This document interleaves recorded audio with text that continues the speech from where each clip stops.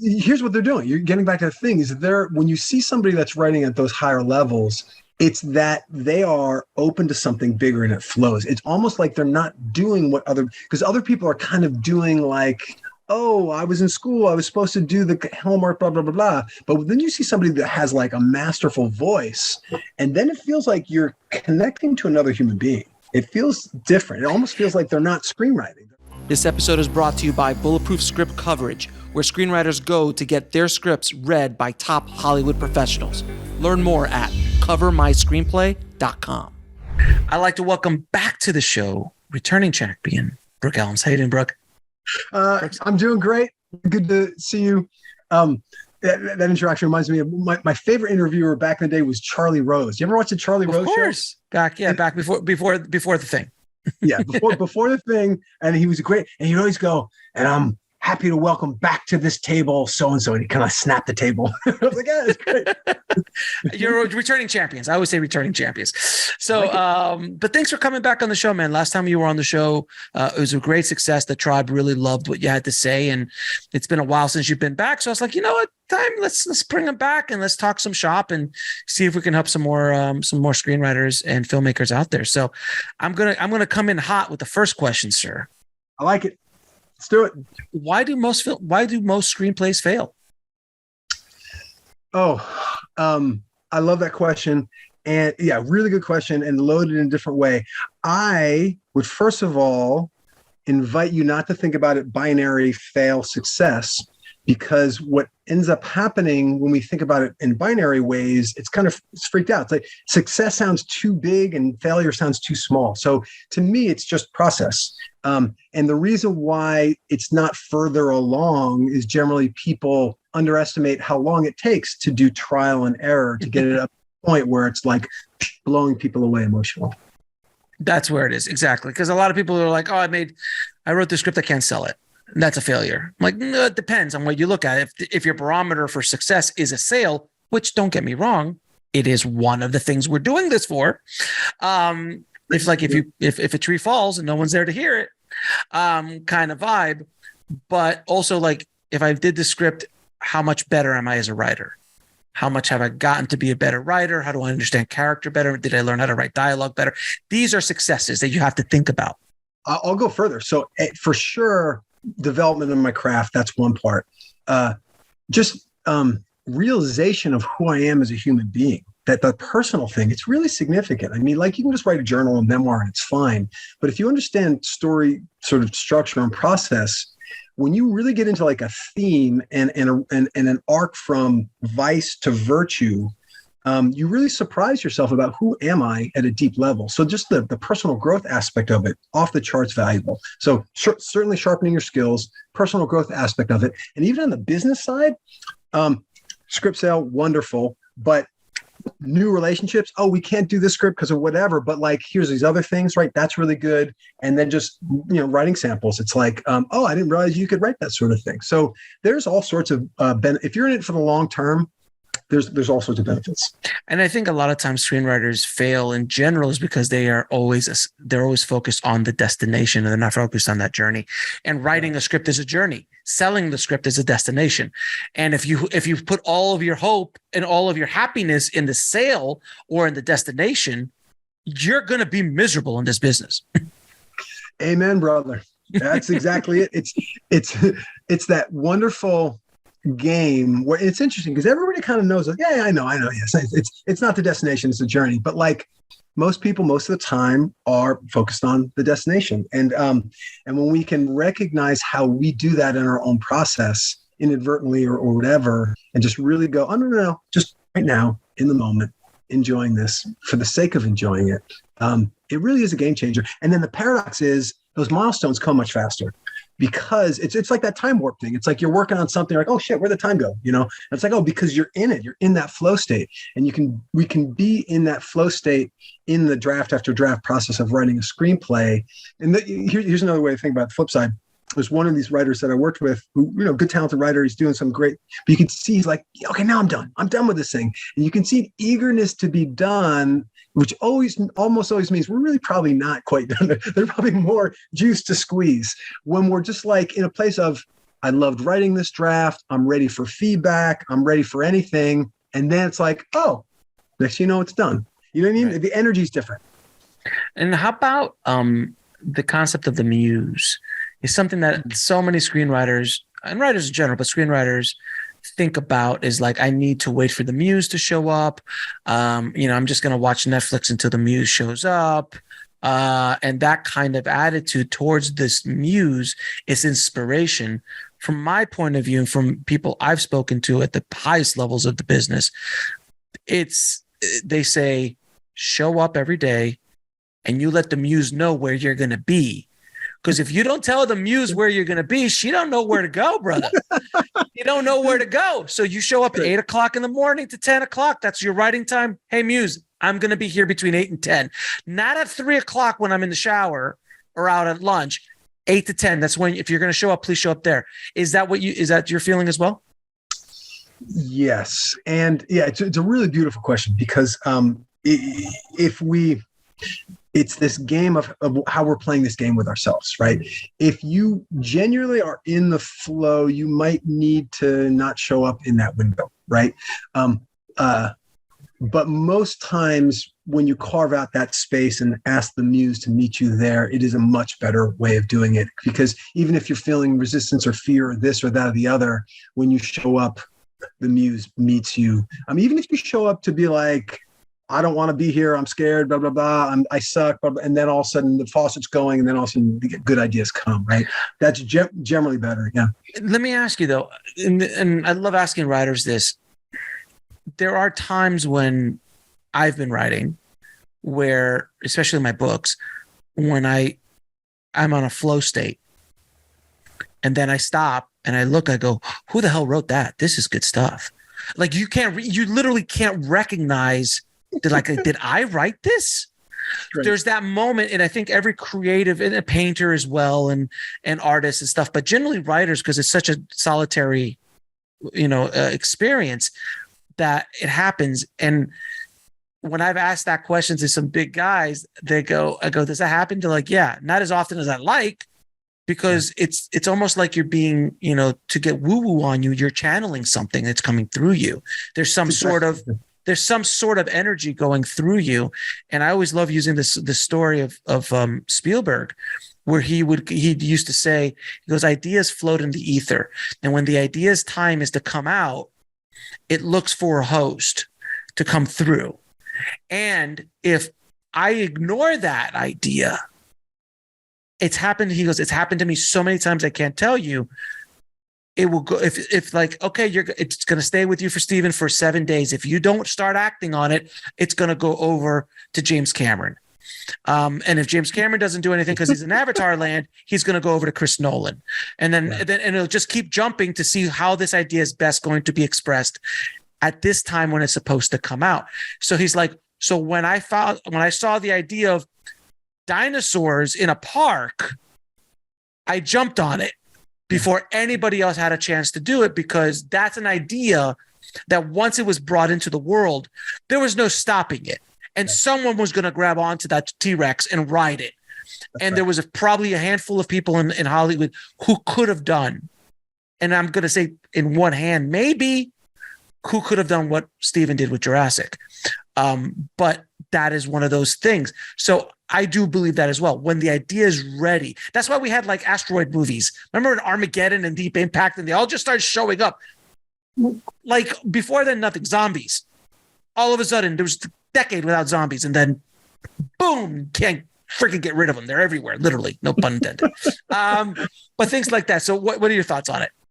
I love that. It's really actually really interesting and subtle, because the nature of creativity at that level, and everybody I've worked with that's higher level there's almost a float to them. They just come in and there's just this spaciousness about the way they are, and not necessarily woo-woo crazy, but just there's just an openness and lightness to them. Yeah. And what was fascinating to me about the way even you phrased it, you were like, there's that opportunity to be openness, and if you don't jump on it, you lose it. So to me, that was an interesting part, the way you phrased it, because maybe, but like I So I would invite people to say, yes, there's that openness. Yes, you can sort of just connect to something that's out there, bigger and mysterious and beyond us. And don't worry about the window closing. There's an abundance of opportunity. It's going to come back. Just get into the habit of the joy of being open to that stuff and then writing from that place. Because, the nuts and bolts of writing, it helps to have, boxes and stacks and a system, whatever. But like, you want to get both. You want to have a way to be able to construct a story that's going to have a design element to it that's functional in an engineering sense. And as you sort of build those sandboxes, you have an openness to something bigger than you. So these sandcastles almost emerge in the sandboxes, feeling like you didn't even write them. So it's both those things, I think. And there was this story I heard about this poet, and I forgot her name, but it's such a brilliant story. She said that she was out in a field, and she saw the poem coming. She literally saw it coming towards her, and she had nothing to write down on. So she literally was running towards her house as the poem was in the ether, she said. And she's like, I'm going to lose it. I'm going to lose it. She ran in, grabbed the pen and paper, and she was so on the tail end of it, she started writing the poem backwards. So she literally grabbed the end of the poem and drug it back into her, and she wrote it backwards first. And then she just to get it in before she lost it. And I was like, oh my God, isn't that amazing? Because of the visuals as a filmmaker, you're just going, oh, you could see it. And she literally wrote it backwards and first because it was already out the door, and she kind of grabbed it by the tail and ran it back in. It's amazing. Well, you had me in that anecdote, but I was like, she was in a field. I was like, ooh, that sounds good. So yeah, it reminds me of, Paul McCartney woke up one morning, one of his greatest songs, and was like, well, who did this song? And he like kind of hum it to people. And they're like, yeah, I don't know what you were talking about. And he's like, oh, okay, I guess it's me. And that's just it. If we tune in, it's almost like, like the law of attraction, people talk about it as sort of receiving. If we're in receiving mode, you just kind of like, okay, I'm ready for really good things to come to me. It's a different way of feeling. I think for people listening, it might sound a bit woo-woo, but the reason I know different is one, my own experience, but also you and I are very unique in the sense that we have worked with and or spoken to people at the highest levels of our business. And when you ask these questions, I ask these questions on air and off, and the stories that I hear, I'm like, oh, if this Oscar winner is looking at it this way, and it's not just the one dude, it's probably like 5 or 10 of these really legendary people that I've spoken to they understand this at a level like a Spielberg, like they understand at a different level. Then there's something there because they're obviously able to do it. And then the key is to be able to learn how to do it again and again, because sometimes it happens once and you never hear from them again. There's sometimes that idea comes in and it blows up and it's a one-hit wonder. It happens in music all the time. It happens in books. It happens in movies. It happens in scripts where they just come in and they're like, they never got off the ground again after that. Like it was downhill from that point. But the masters understand how to tap into that again and again, almost at will. Yeah. And I think what happens, I love this topic, is because two thoughts there. The first one is this idea of woo-woo, which is kind of like, it's crazy, but like, it is crazy, but why is it crazy? And it's crazy is because we sort of, in this sort of traditional education system that we're in, they were kind of telling us what to do, what to spend our attention on, and you have to do this grade. It was all sorts of distraction of stuff that was out of touch with our bodies and what we really felt. Like for me, I loved recess, I loved art class, I loved gym, and everything else was like, there you go. Yeah. Everything else, I was good at school, but it drove me crazy because I wasn't fascinated.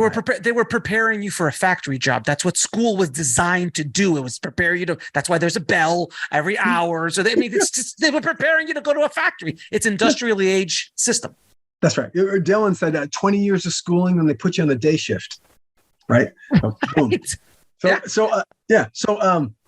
So we were trained to be out of touch with those bigger ideas and impulses. So when you come across somebody that's speaking to that esoteric or stuff like it feels weird or strange or woo-woo, but it's just because you're out of the habit of it. But when you surround yourself with people that are just sort of aware or connected in that way, it becomes as normal as anything else. It's just access to sort of more intuitive ideas. It's not that sort of mystifying, right? There's a mystery quality to it, but it's really just a matter of connecting dots in more subtle, more powerful ways. So that's the one part.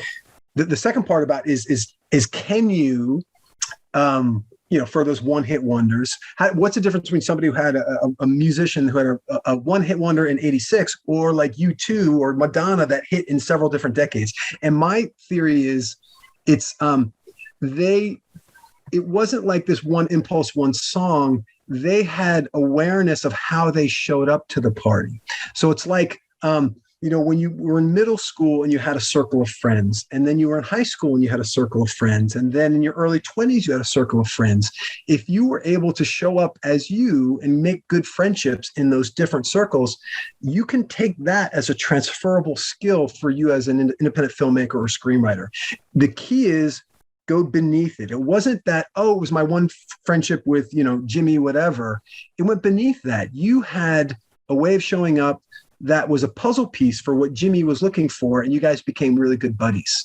And then a romantic relationship, it's the same thing. It's like stories or any sort of art. There's the artist and the audience, and they're puzzle pieces for each other. And if you know the impulse from what you come from as like what you're most fascinated by in life as a puzzle piece, you can then find your complementary puzzle piece to fit snugly in that as things change. Who's my favorite current guy is Jon Favreau, right?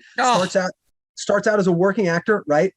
Then writes Swingers, phenomenal. Like if he stopped there, he'd be like ahead of a lot of amazing, right? And then he's like, well, no, I actually want to direct something myself, and then I want to do studio movies, and then I want to do Marvel movies, and then he creates Mandalorian. He's probably the best of, better than a lot of the Lucas Star Wars stuff. So like, how did he do it? He did it this exact way, totally conscious and sustainable. He knew how he showed up to the party. He knew himself as a puzzle piece, the soul, like in a deep level, his soul. And then he was like, I can fit this new puzzle in this way. Here's how I fit. Here's how I don't fit. And I actually know people that, I don't know if he's been on your show, but I know people that work with him. He's just, what they've said is he's really good about focusing on what does matter and not caring about the stuff that doesn't. And that to me is like an awareness of who am I as a puzzle piece? And that's how you can keep reinventing yourself on every new level and every new time.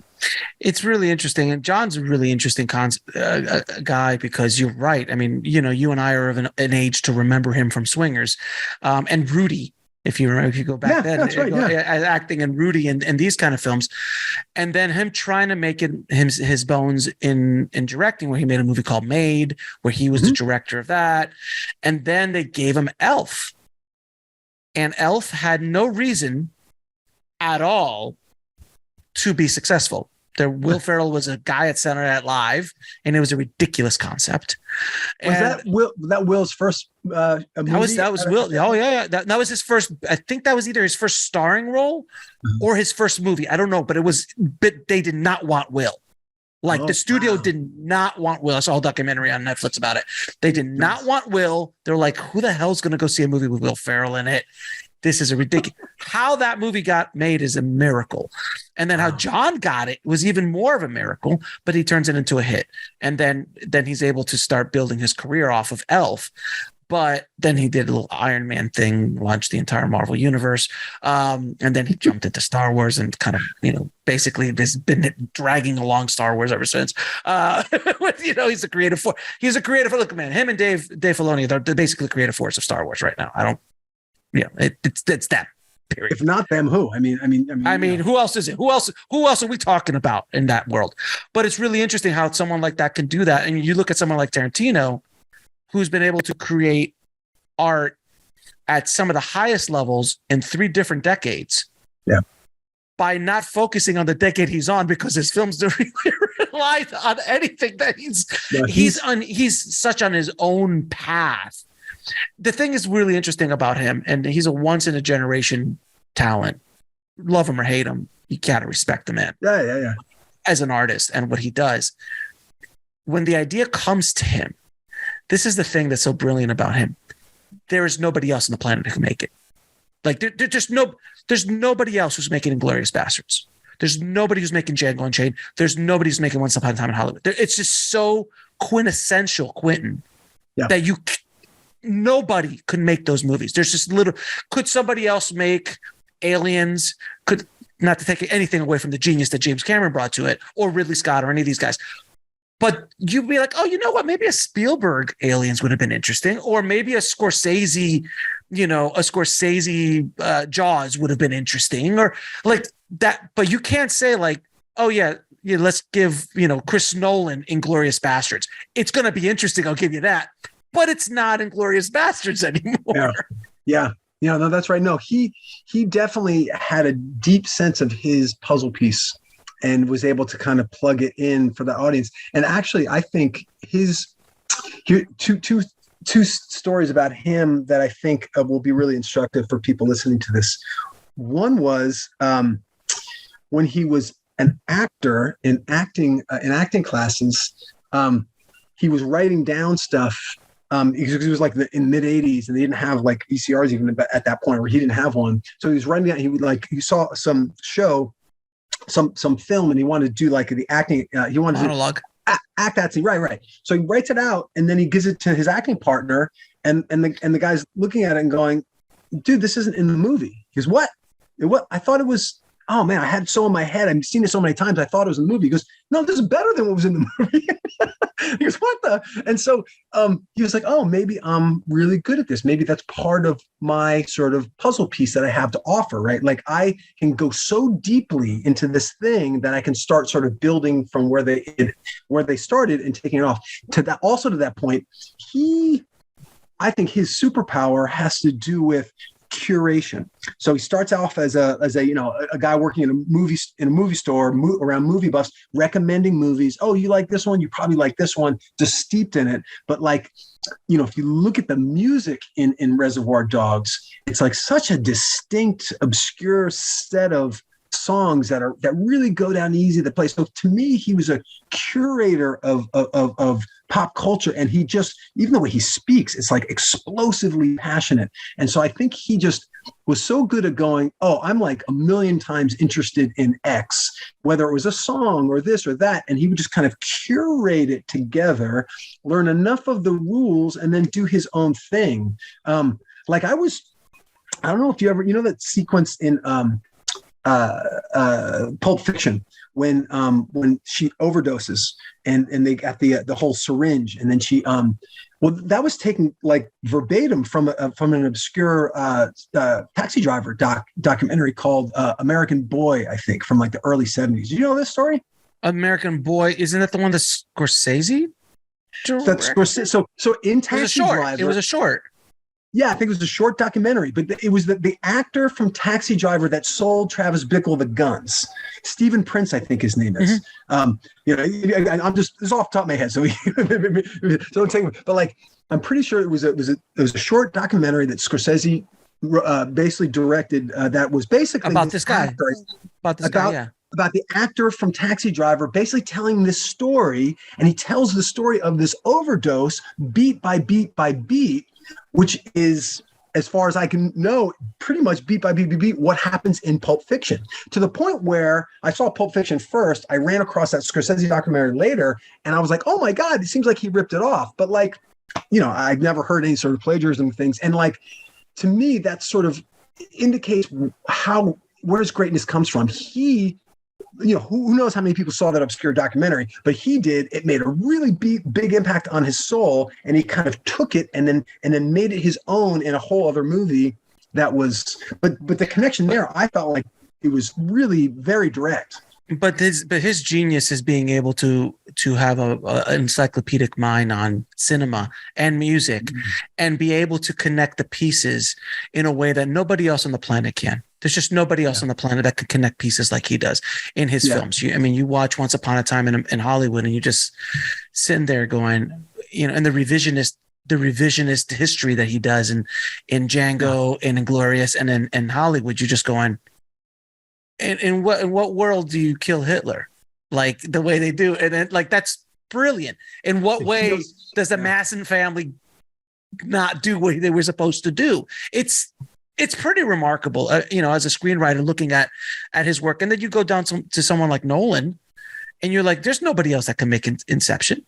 There's just nobody. Those are so specific to the artist and to the writer and to the filmmaker that there's no way that James Cameron can't make Inception. He can make something, but it won't be Inception the way it was conceived.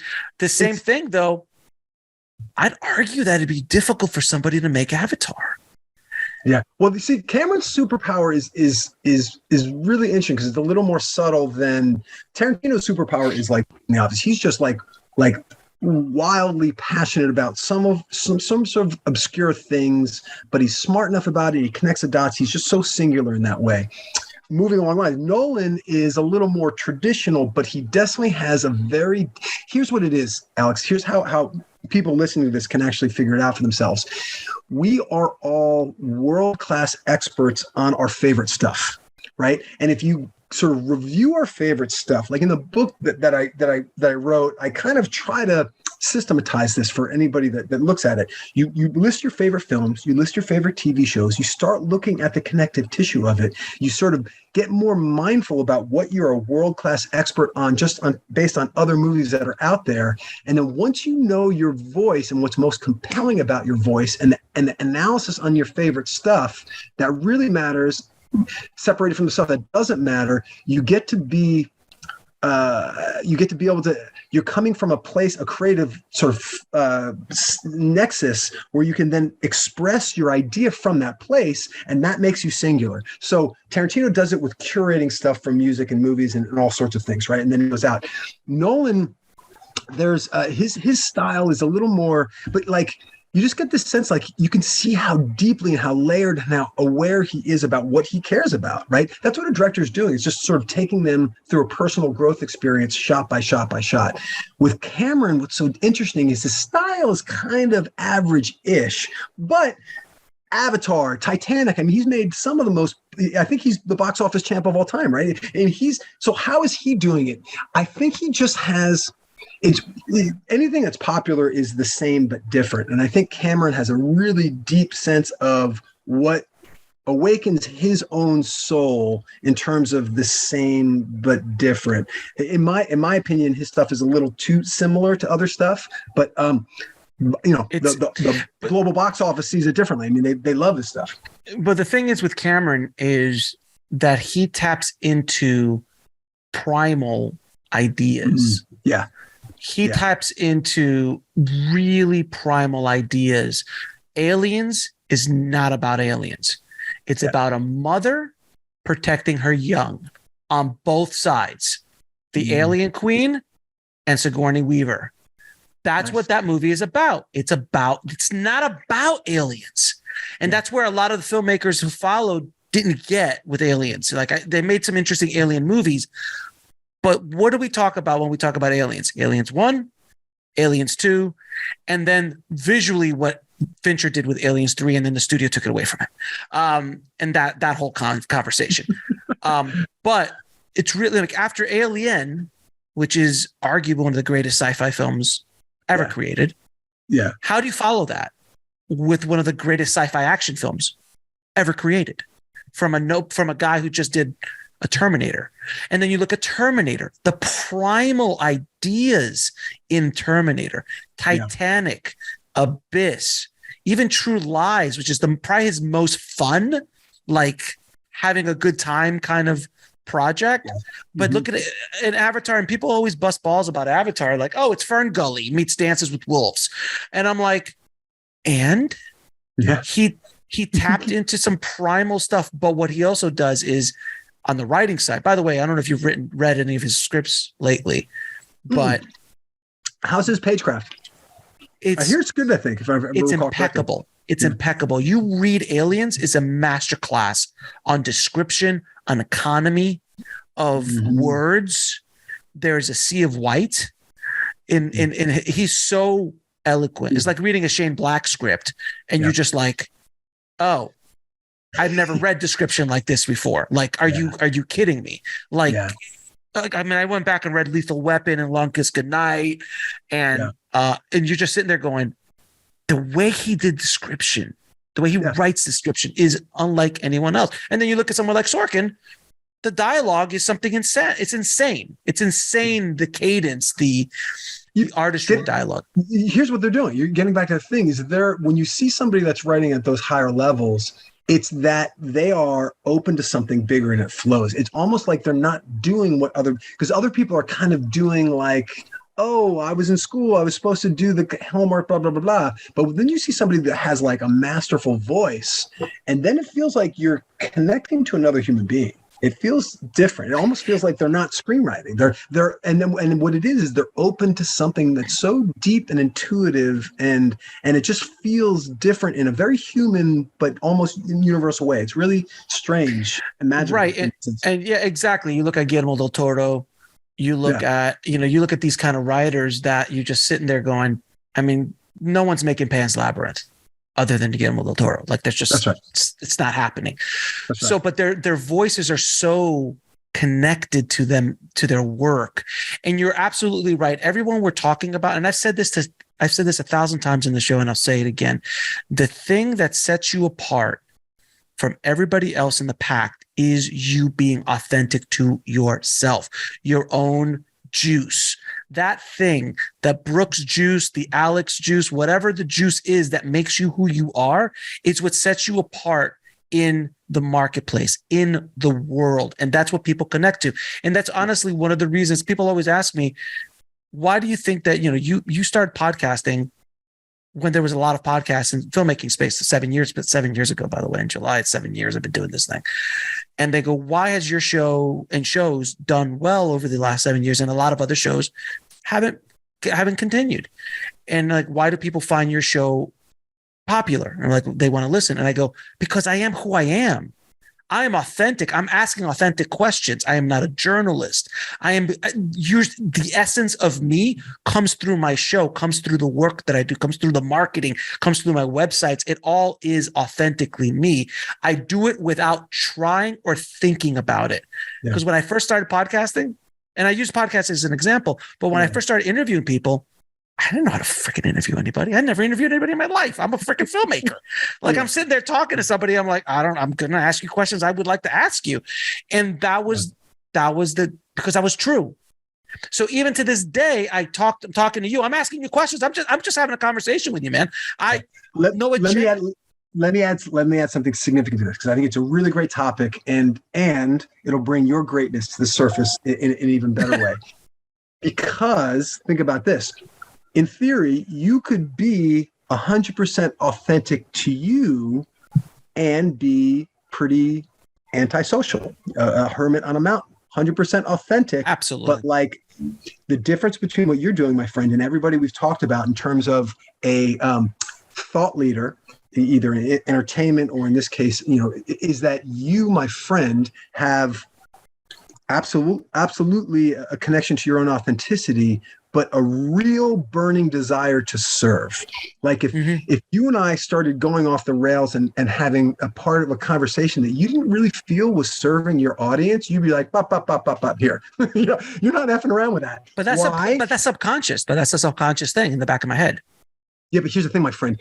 Maybe if you allow it to be a little more conscious, you might have increase your ability to be more sort of reinventing if you want to go to different places or sustain it, because it's the dance. It's not just you being a great dance partner. You are.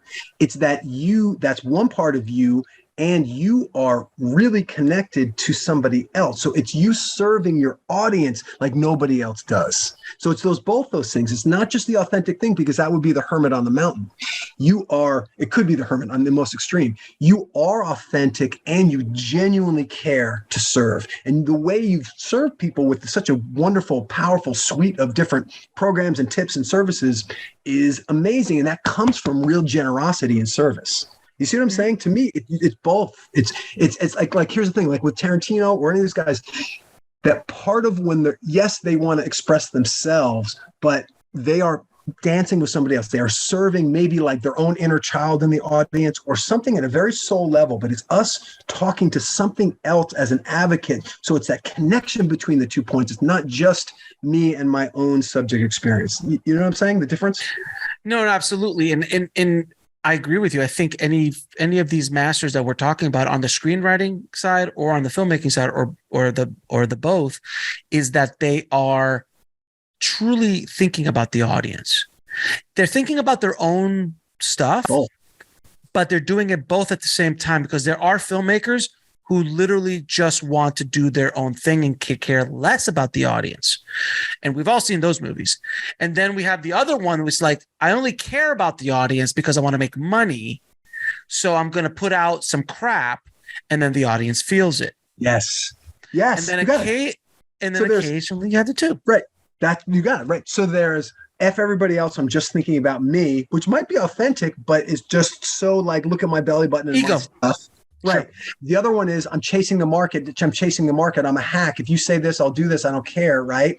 And then the real artist, which to me, Chris Nolan's Dark Knight was the most magnificent sort of modern example of all the things. That felt amazingly personal and intimate and as big of a spectacle, and it's a DC movie. But like, to me, it was really, I feel chills even talking about it, because I felt like it was a rare time that something was as broadly popular as it could be and also intimate and personal. I mean, to me, that's the beautiful movement. I'll throw another one at you. Thor Ragnarok. Oh, interesting. I mean, they gave basically an independent filmmaker, $100 million to go off and make, or $150 million, and made some of the most ridiculous insanity of a Thor movie ever. Because the first two Thor movies were fine. The first one was okay. Second one kind of was like considered one of the worst of all the Marvel films. So they're like, hey, let's give it to this insane guy. Yeah. And they did. And what did they do? Now Thor went from a background character in the Avengers to now being one of the most popular characters up there with Iron Man and the other ones, purely because he's so funny now. They've changed his. He's a completely different character. It was because of this filmmaker, this writer who infused it. And now Love and Thunder is coming out, and I just can't wait to see what's going on. What's going on there. They took it and they made it personal. I mean, it's what Todd Phillips did with Joker, right? Oh. So he took basically, sort of a Taxi Driver adaptation in a sense, and then put it in the DC universe, and it was and $1 billion box office. Like, what?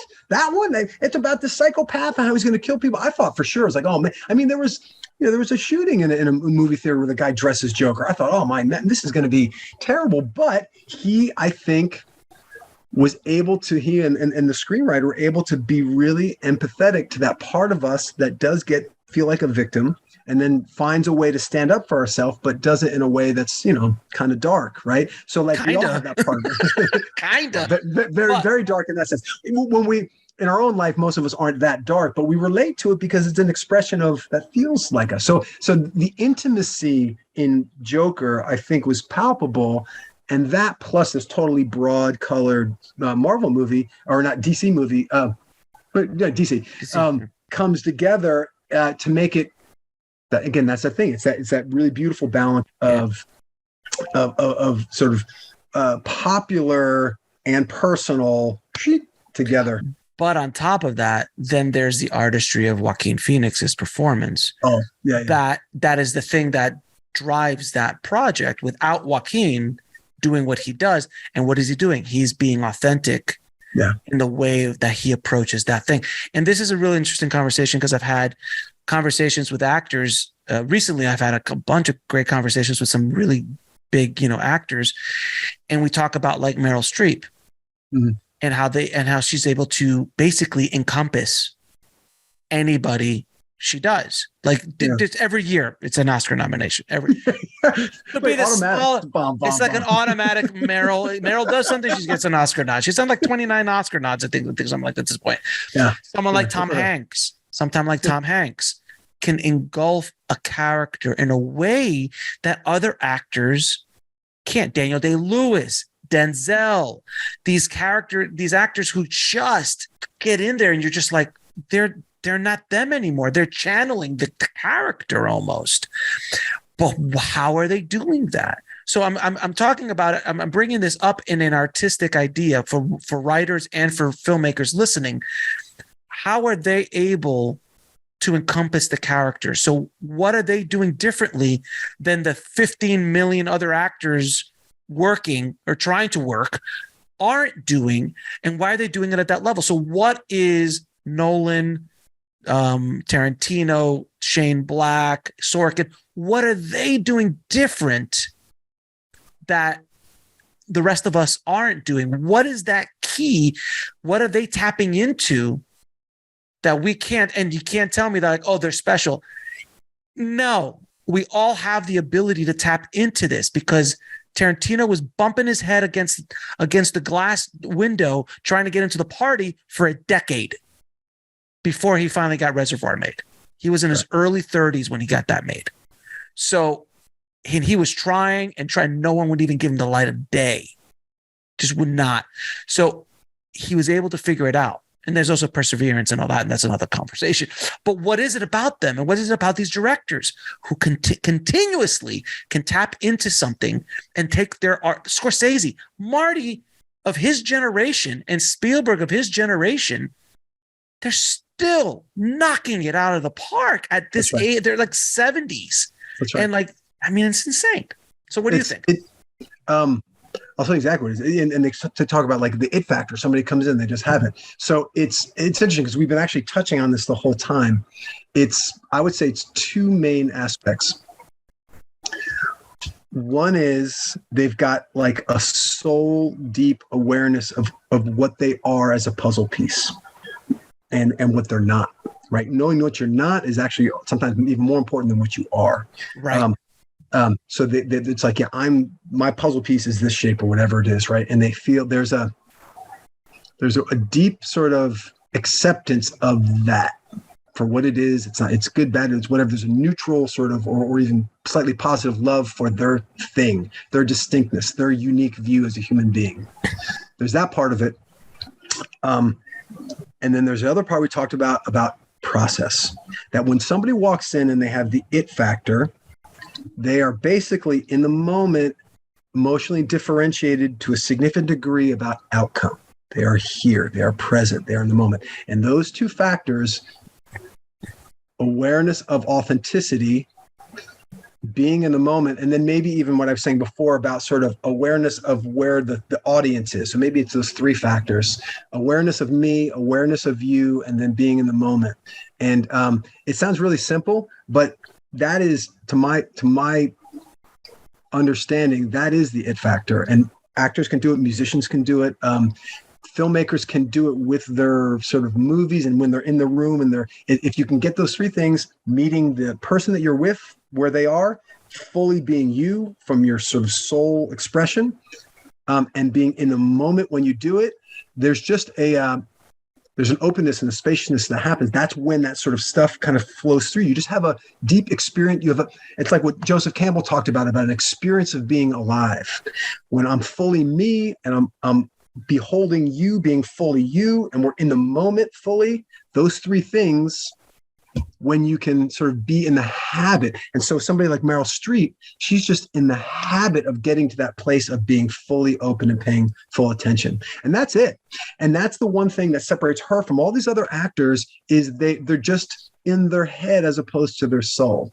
And it sounds simple, but you have to practice getting into your soul. And as writers, we want to practice over and over again, dropping down, writing from the soul. And if you're a director on this set, instinct, something that comes from us, like something that flows towards the gut. it's writing from the gut as opposed to writing from the head, because the head is craft, and you got to learn craft. Because if you don't know how to play a guitar, you're never going to be able to play a guitar, no matter how talented you might be. Give or take.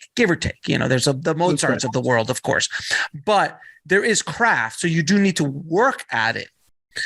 But we're talking about now, we understand craft. We understand. Now we're at a different level, because you and I both know really good writers in this town. Yeah. That aren't as successful as they should be. Yeah. That are really good at what they do. I've read scripts that I'm going, how has this not been made? And I just like, what is wrong? So it's not about that. That's good craft, but there's that something else that puts you over the top. And that's what this whole conversation's been about, is about connecting to that thing that allows you to stand apart after you've understood craft, understand the perseverance and the mental and all the stuff that you got to go through to make this thing happen, and the journey, not the destination, all of that.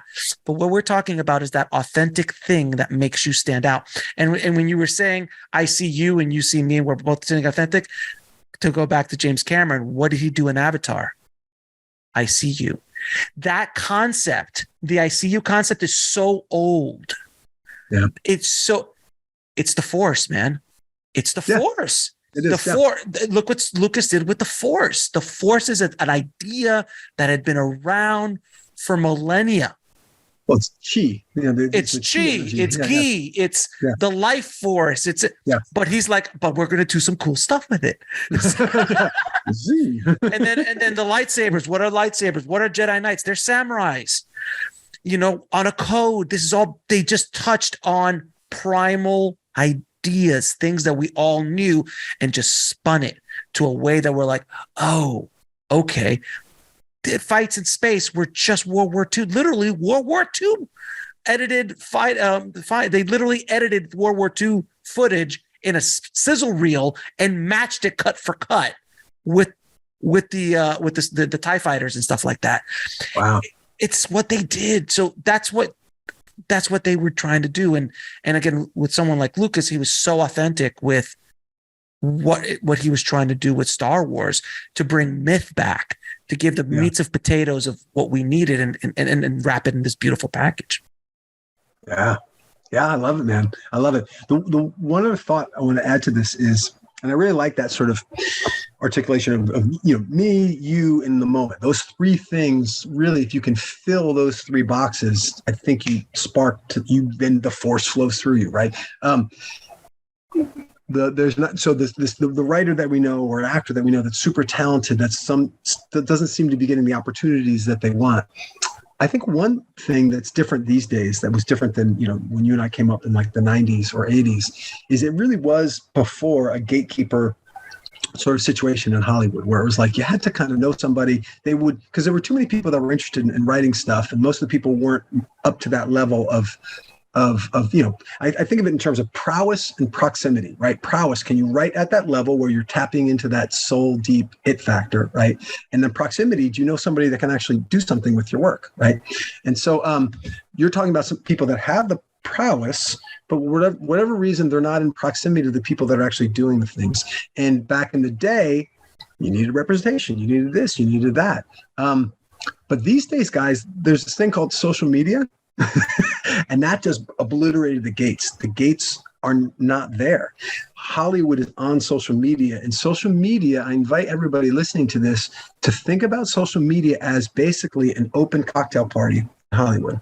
Not everybody's at the cocktail party, but I'm telling you, if they're not at the cocktail party themselves, and the cocktail party is Twitter or LinkedIn or Instagram or whatever, if they're not themselves, their assistant or their second assistant is. And Absolutely. Almost nobody's talking to them. So you have probably 1 degree, if not 2 degrees away from everybody you want to be doing business with.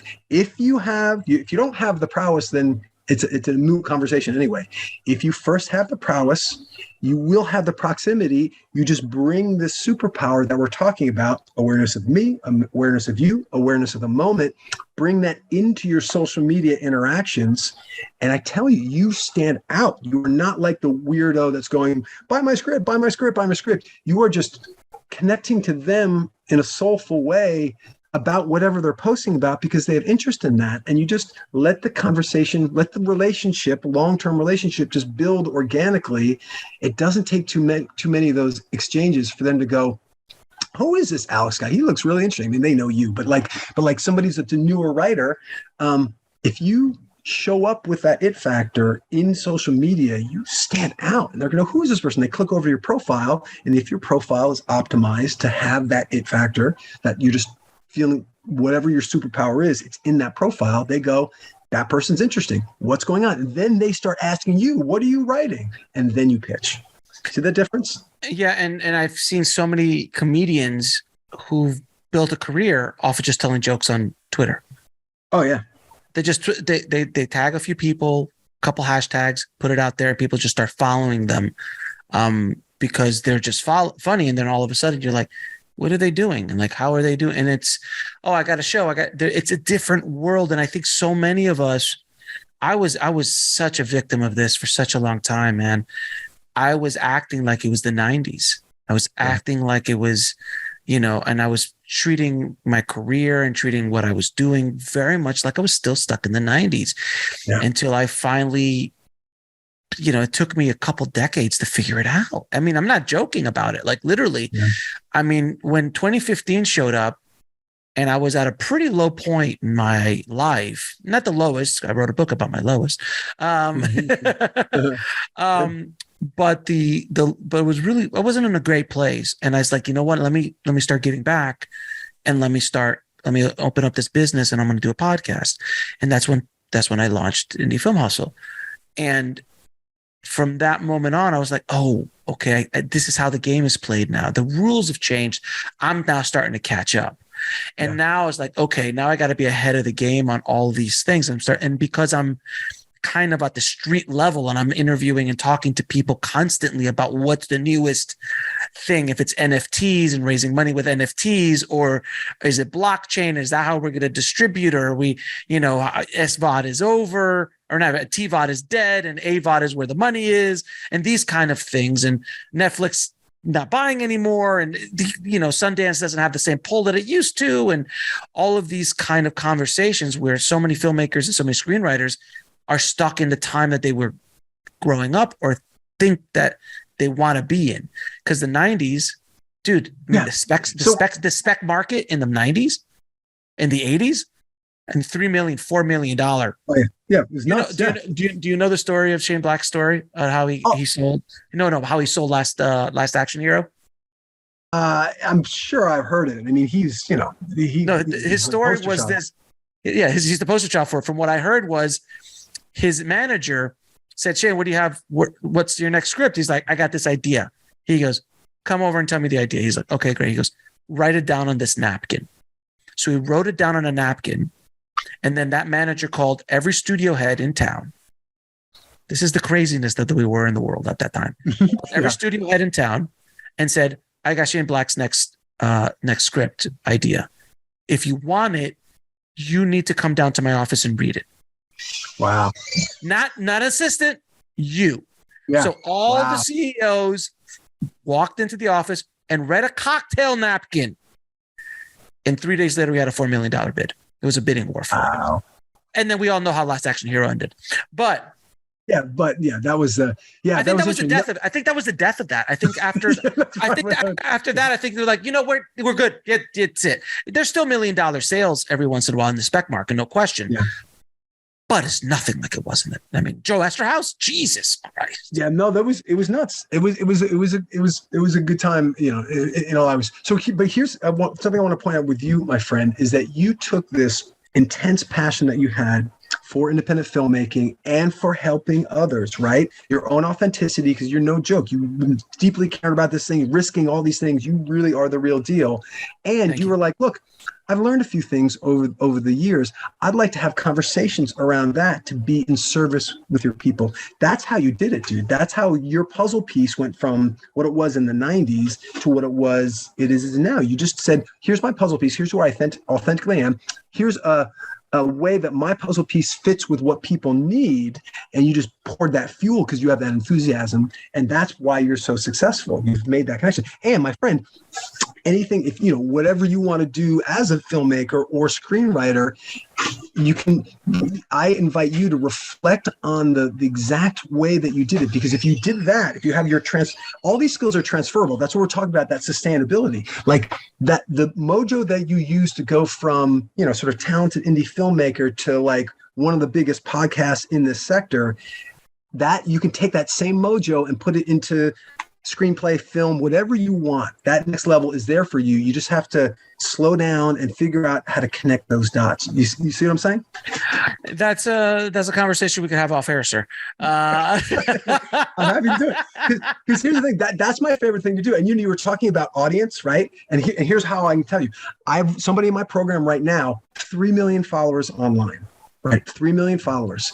He's only been at it for like a year or two. Really funny comic, but he was in like this comedy class or whatever. He's like, you know what, I can do that character. Starts doing the character, puts these 30-second clips on, boom, boom, you know, fail, and then gets good at it, and then starts dialing it in, viral, boom. Now he's got, you know, audition, Sonic Live, blowing up, you know, all over, right?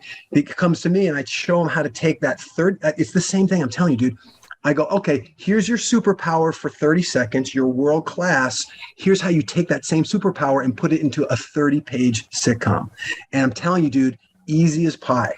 Because that's what I do all day long. I try to move myself forward, and I try to help other people move forward with them. And I'm that dot connector. So I could, if I was to work with you, I would very specifically go, here's how I think you crack, because that's a hard nut, dude. Just like you're saying, a lot of people are doing podcasts and they're all falling away. How are you outpacing them?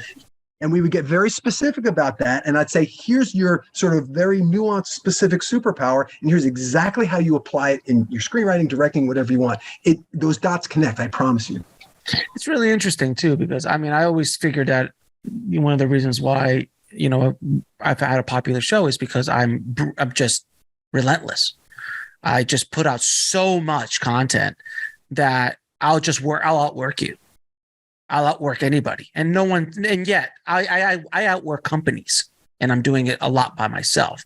Like companies with full staffs, and I'm still outworking them because that's who I am. I mean, look, I got 50. How many hustles can you see in the screen at the same time? My hat, my shirt, and the giant letters in the back. I mean, there's like 3 giant words: hustle. I mean, I live the brand, sir. I live the brand. There's no question. But it's really interesting. It's not more just to kind of just stroke my ego, but it's using it as an example of what, because you're absolutely right. There are tons of people trying to break into the filmmaking and screenwriting space. And I've been able to do it twice with Indie Film Hustle and with Bulletproof Screenwriting, both at by the way, I don't know if you know this or not, Bulletproof Screenwriting is as big, if not bigger, than Indie Film Hustle as a podcast. Wow. I've been realizing that and I'm not saying that to boast, but it's just fascinating to me. I'm like, how is this happening? So it's always interesting when things like that happen in your life, because you're just like, okay, I'm so busy doing it, I don't take time to think about how it's doing it. So that same thing could be turned into when you're writing. If you're getting success, why am I getting success? And if I can figure out that formula, then I can kind of help it along and put gasoline on that fire. That's it. I 1,000% guarantee you, Jon Favreau knows how to do it instinctively. I don't know if he can speak to it, if it's that conscious for him. He probably can, because he's so smart and so aware. But that's how he went from, reinvention. He has that authenticity in him. He knows the types of puzzle pieces that, here's where I fit in. So you're like 3x hustle aspect of your superpower. There's a way of doing that with, maybe if you're writing a new screenplay, drilling down on theme. Like if the typical, again, I'm just pulling this off my head, but like if the typical screenwriter might think of theme one time, you, as part of your superpower, were like, I'm going to think of theme 3 times, 5 times. Like with Tarantino, he curates 10 times more than the rest of us. That's how he's differentiating. And so you have your own way of the exact way that you've differentiated as a podcaster. I promise you that's transferable to you in whatever new format you want, screenwriting, directing, whatever. And it's a matter of just and what happens, dude, is it's slowing down, opening up, getting to that spacious thing and going from the deep, because when we slow down and we just ask ourselves a question, we're open to that. It flows through us and it tells us, it'll go, Alex, this, not that. Or Alex, you know what I mean? If you can quiet the mind enough to hear when it comes through, because we're so busy sometimes.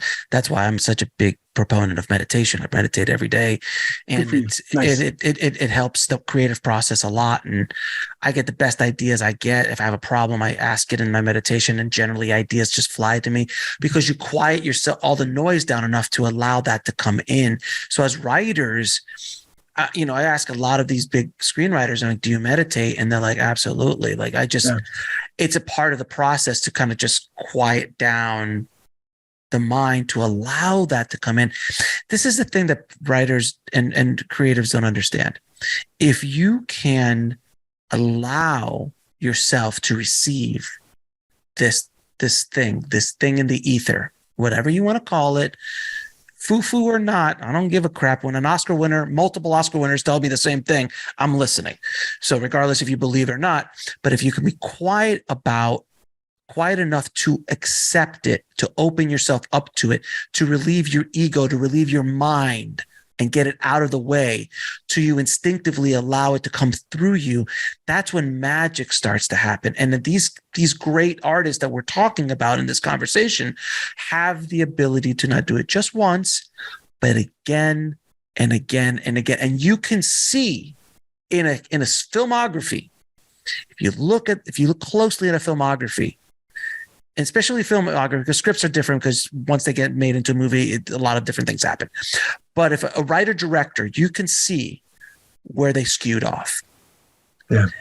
Most of the time, arguably, Cameron is probably the only one that does not have that. Yeah. His filmography pretty much is rock solid. There's nothing that you're like, oh, he bombed that one. Never. It hasn't happened yet. Maybe in the next 5 Avatars. I don't know. Doubt it. But generally speaking, you can see where things go, there was a misstep there. Mm-hmm. What happened there? And when you investigate, there's something happening in their lives. They might have gotten too full of themselves, the ego, situations like that.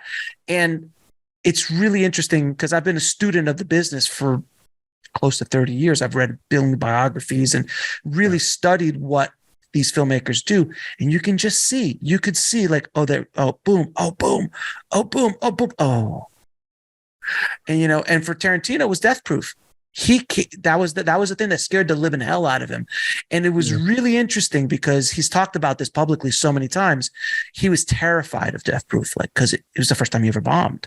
It's the first time it was not well received. First time that people didn't love it. I do like Death Proof, but there's issues about it. It's definitely not at the highest of his work. But there was something that happened in that transition that wasn't authentic to him anymore. Something happened. I don't know what it was, but it didn't sing. It didn't sing like the rest of them. Something happened. So what did he do right away? He's like, Kill Bill. It's like, I'm going right back to where I know. Kill Bill. Yeah. And then he came out with this amazing opus that was Kill Bill, and then Inglourious Basterds and so on. I'm not sure if Kill Bill was before or after. I don't remember. But the next movie was. He went, so the way I would say it is found a way to receive, that he wasn't receiving impulses with that as a way. I think his head got away. Yeah, that's it. And let me wind it back up, because sometimes people will hear meditation, even if they're sort of down with it, whatever, but they're like, sitting on a cushion, whatever. So Phil Jackson was really big. He was the coach of the Bulls and the Lakers. He was really big into that. But you can imagine a lot of people that are new to it are like, fuck is this? This is ridiculous. So what he would do is just like, okay, we're going to meditate as a team. If you're not into meditating, just rest. No judgment either way. So like anybody who's hearing this that's kind of new to that thing, it's like, I don't know, it's a little weird. Just, it's cool. There's not a right way to do it. It's really just settling yourself down and being sort of open to the bigger thing. You could actually do it going on a walk. You could do it journaling. You could do whatever. I'm like way into personal growth, and don't traditionally meditate. I do sometimes, but like for the most part, I just want to get myself into like a grounded state of tapping into something bigger. And I do it in the morning and I do it at night, most of the time, not all the time, but like, so I would invite people to think about it. And here's the thing. And so sometimes I'll like my morning ritual will be journaling, and then I'll be like, nah, F that. I'm going to do like some Tai Chi. And I'm like, nah, that's kind of stupid, but like, it'll change. And like, so I invite you guys to come up. If meditation works for you and you can do that in clockwork, amazing.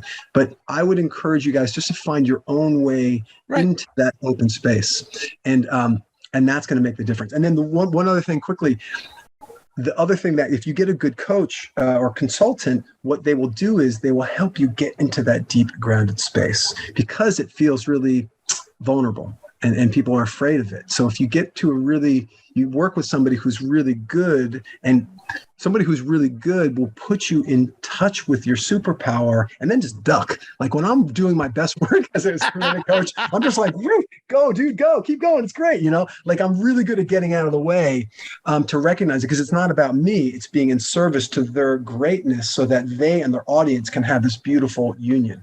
So I'm in the moment helping them sort of have this thing. And when we're getting coached, if it's a great coach, if you feel like amazing, like so powerful. And then from there, you just write at a much higher level because the stuff is flowing through you. So A, start with your version of whatever meditation is or whatever. And then B, get support from anybody in your life that can get you into that state of awesomeness. One last thing. And it was to me, like when I look at, Ben Affleck and Matt Damon, and how they, really created, they were having some success in Hollywood, but when they, at least what I've heard about, I don't know them personally, but what I've heard about them making Good Will Hunting, I really admired how they seemed to just shower each other with love, that they really loved each other. Like, man, no, you're awesome. And they seemed to really build each other up, because I had really strong relationships with friends, but in my mind, we didn't seem to go as far as those guys seemed to go in terms of really celebrating each other.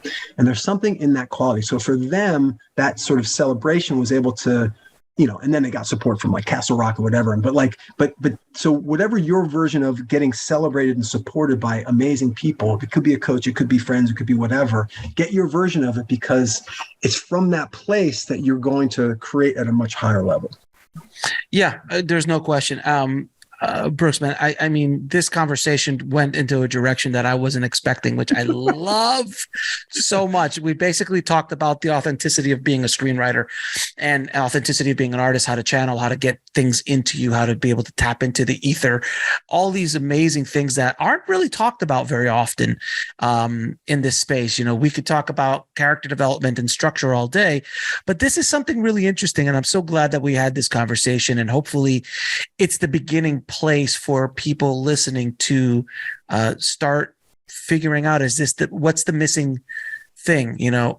One guy I wanted to bring up before we stop or finish is Taylor Sheridan.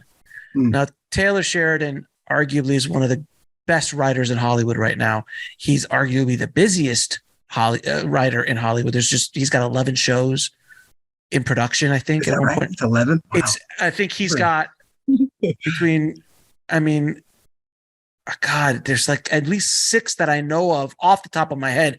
But then I saw a video on Paramount Plus that showed like 3 or 4 other ones he's developing that are all, like, there's a new one coming out with Sylvester Stallone as a gangster.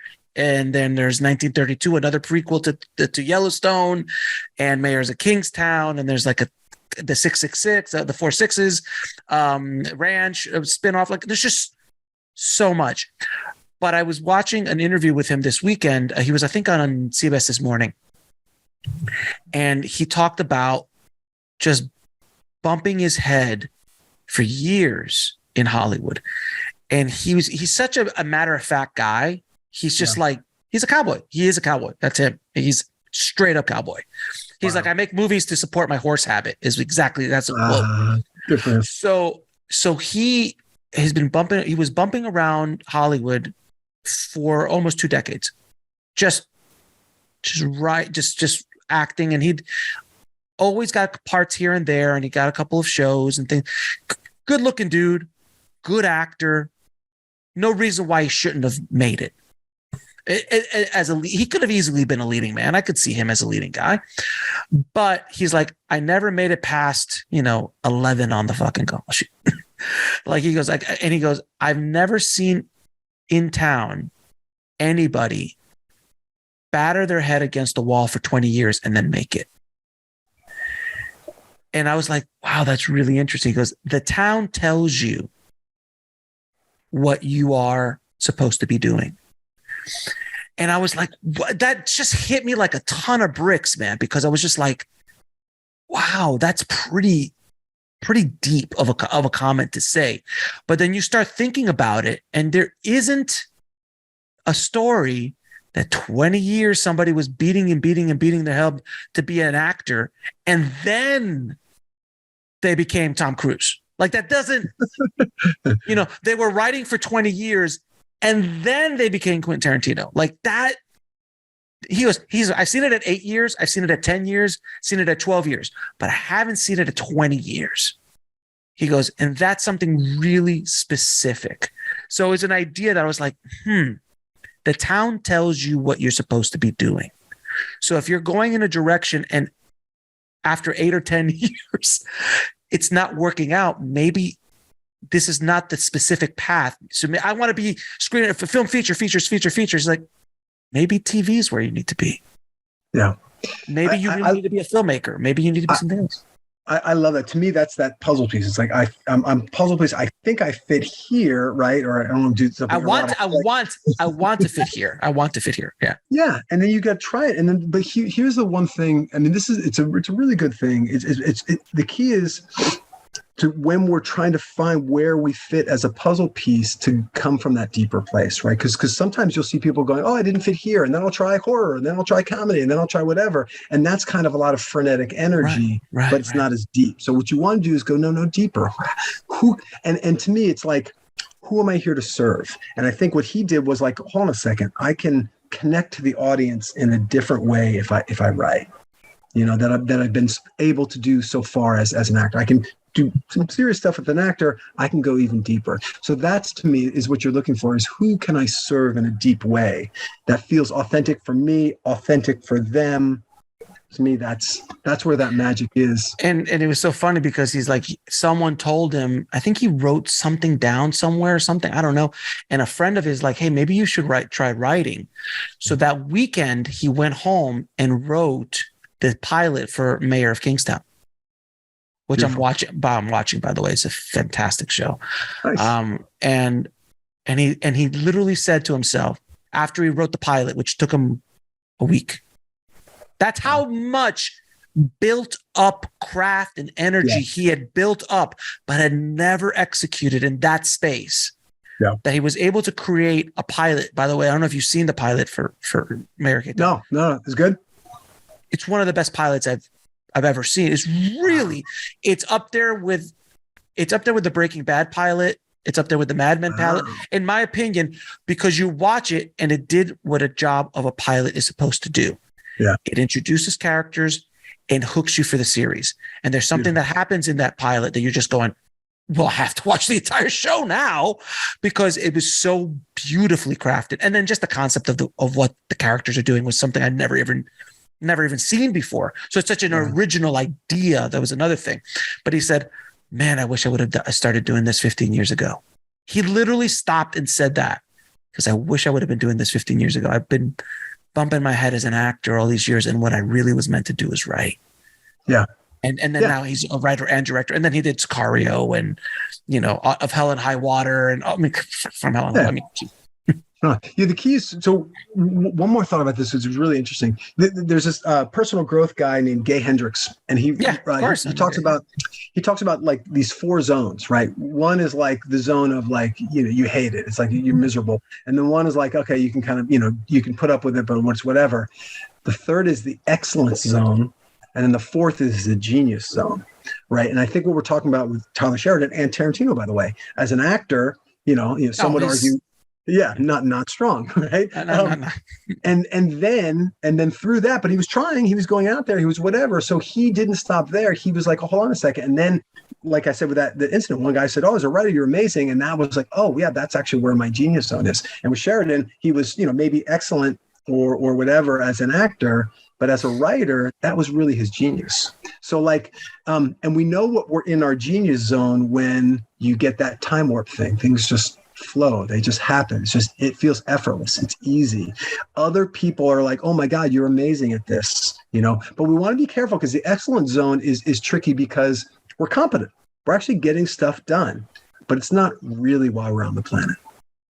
And that could be those golden handcuffs. Maybe we're good at some other sector, or even we're good in the film business, but we're not really connecting soul to soul. We're kind of getting it done, but like that deeper level. So I would invite everybody listening to this to think about your different, the book that's a pretty good one is The Genius Zone by Gay Hendricks, or The Big Leap by Gay Hendricks. But it's totally applicable to you and your place in the business. Are you working from your real genius zone? And when you are, just people, you find your kindred spirits and they find you. It's beautiful. You're absolutely right. Listen, man, Brooke, where can people find out more about you and the amazing work you're doing, sir? So go to Twitter, Brooks Elms, BROOKSELMS at Twitter.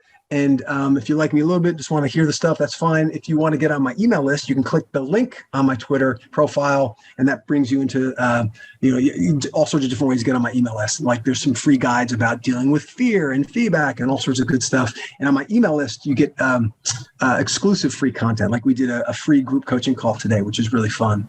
And then I actually just came out with a new book. You can get that through the same link. And the book is like a 9-step process of how I intend to systematize like that it factor. I mean, I call it your superpower, and like where you start to kind of define that. So it's like a system, but the idea is to go really soul deep on your system so that it's repeatable and sustainable, but really clear steps forward. So, and writers have been having a really good time with it. So.